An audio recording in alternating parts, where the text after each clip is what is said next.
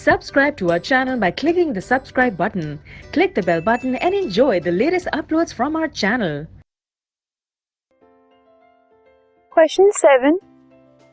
Which of the following substances should be given to a person suffering from acidity? अगर एक person को acidity की problem है, so lemon juice, baking soda solution और vinegar में से कौन सा सब्सटेंस उसको देना चाहिए?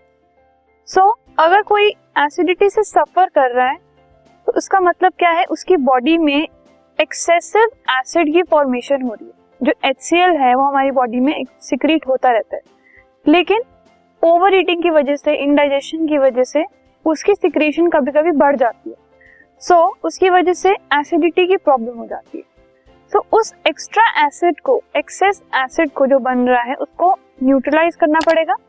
उसके लिए एक बेस की जरूरत पड़ेगी. इन सब में से lemon juice, baking soda solution और विनेगर में से जो बेकिंग सोडा सोल्यूशन है सिर्फ वही एक बेस है.